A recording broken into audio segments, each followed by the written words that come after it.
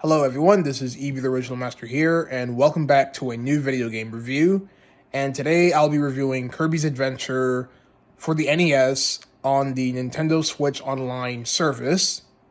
So Kirby's Adventure is the second Kirby game overall, released in 1993, and it's the successor to Kirby's Dream Land on the Game Boy, released a year prior in 1992. Now, if you ask people about Kirby's Adventure, many will assume that this was Kirby's first adventure, is because this is the first Kirby game to introduce many of the series staples, such as the copy abilities. And even though that this game is very important to the series, it sadly isn't the first game in the series, which we all know already, is because that we just know because Kirby's Dream Land was the first game, but since that game to many people was pretty easy and it was a lot shorter, Kirby's Adventure is, to some people, is the true first Kirby game, even though that's not really the case. So what is the story of Kirby's Dream Land? I'm sorry, Kirby's Adventure. That was my mistake there. I apologize for making that huge mistake. But yeah, what is the story of Kirby's Adventure? Well, the story in this game is that Dreamland isn't having any dreams. Everybody is having all these weird nightmares and whatnot. And Kirby goes on this adventure to figure out what is going on with the dreams happening in Dreamland. And he notices that King Dedede, the antagonist of Kirby's Dreamland, is actually over at the Dream Fountain, which is where the dreams are being held at, is basically guarding over it. He's basically trying to guard over the Dream Fountain because he notices there's something wrong with it. So Kirby fights him, and it turns out that the true villain behind the nightmares in Dreamland is this wizard character by the name of Nightmare, who is this freaking Waluigi looking reject guy. He looks exactly like Waluigi from his design, and he's the one behind the nightmares in Dreamland. So that's your overall story of the game, is that Dreamland is in serious lack of dreams. There's nightmares going on, and so Kirby goes on this huge quest to figure out what's going on with the dreams in Dreamland so everyone can fall asleep and have their dreams. So like I've said earlier, this is the first Kirby game to introduce the copy abilities, which are basically these powers that Kirby gains if he inhales an enemy, which he is known for, and grants their abilities, such as Sword. I don't think Bomb was in this game yet. Yeah, Bomb wasn't introduced in this game. It was Sword, Fire, Burning, Ice, Freezing. Speaking about Fire, Burning, Ice, and Freezing, before these copy abilities were actually combined together into just Fire and Ice, Fire, Burning were two separate abilities, where in Fire, Kirby can breathe out fire, and in Burning, Kirby can actually turn into a fireball and shoot into a forward motion. And same goes with Ice, where the Ice ability, Kirby can basically freeze enemies by blowing ice, and the Ice and the Freezing ability is where Kirby basically charges to this ice shield and he freezes his enemies. This was before those were turned into its own ability known as Fire and Ice, where they combined the Fire and Ice ability and the Burning and Freezing ability together to form one huge ability in the later Kirby games. But in Kirby's Adventure, those copy abilities were separate. So yeah, the copy abilities was a huge game changer to Kirby's Adventure, and that's one of the parts of the game that many are familiar with.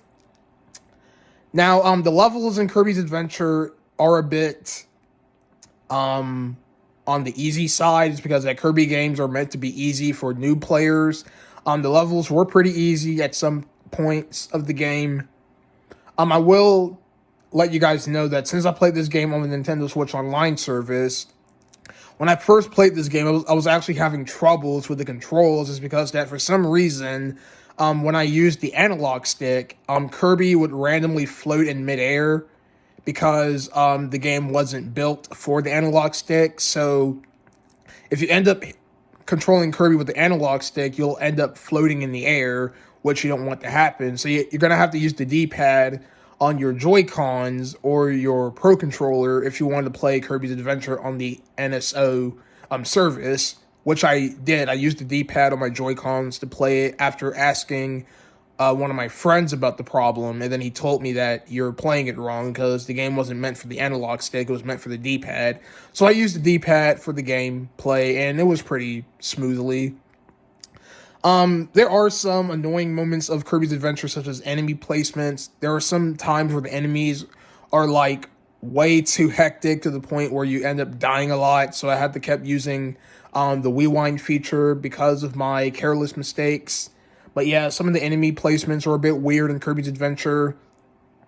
The level design is actually pretty good in this game. I do love some of the levels, such as there's one level where Kirby's like on this is on a pirate ship that's in World 6 of the game, which is Orange Ocean, and that was pretty cool.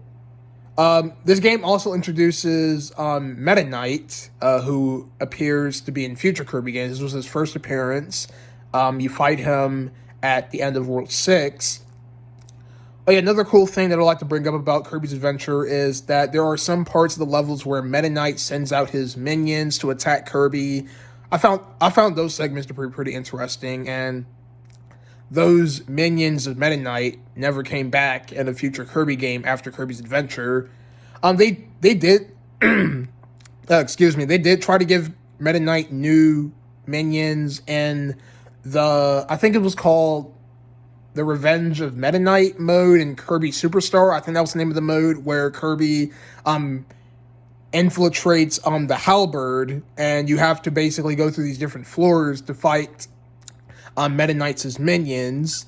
Not the minions who were part of the halberd. It was just random enemies like the Bronto Berts and the freaking Blade Knights and whatnot. Those enemies, not Meta Knight's subjects. So I'm going off topic. So overall, Kirby's Adventure, it's a pretty good game, but I wouldn't say it was as great as Kirby and the Forgotten Land. There were some annoying parts about Kirby's Adventure that I really didn't like. And yeah, so overall this game gets an 8 out of 10 in my opinion. So before I wrap up this review, I'm going to also talk about some other things about this game, such as some of the mini games. Yeah, I know I'm talking about the mini games after I gave my verdict, but I don't really care. Some of the mini games you can play through in this game is the goal game, which after you clear a level in Kirby's Adventure, Kirby basically jumps on this little slingshot, and depending on how far he lands on the slingshot, he can earn a 1-up if he reaches at the very top of the goal game, which you'll earn a 1-up from, and he does the famous Kirby dance. There's the crane game, where you have to control this crane and grab a giant Kirby plush. There's Quick Draw, where Kirby's in this wild western setting in which he has to fire a gun, in which the word fire will appear on screen, and depending on how quick you fire the gun, you'll earn a point. And King Dedede is the hardest of the opponents of the Quick Draw game. And last but not least, there's the Egg Catcher Minigame, where Kirby has to catch eggs in his mouth and avoid the bombs thrown by King Dedede himself. There are also some unique bosses in this game, such as there's Wispy Woods, Paint Roller, Mr. Shine, Mr. Bright. You also fight these mini bosses like Bonkers, this weird alarm clock looking dude. Yeah, this game has a lot of obscure bosses and enemies that were no longer featured in the Kirby franchise after Kirby's Adventure. So yeah, that's my review on Kirby's Adventure. It was a pretty good game. I wouldn't say it was as good as Kirby and the Forgotten Land, but it was still an enjoyment regardless, even though there were some annoying moments, such as the enemy placements. The final boss, in my opinion, was a bit tedious. And yeah. So that's my review on Kirby's Adventure. What are your thoughts about this game? Let me know in the comments below, and I'll see you guys next time with another video game review.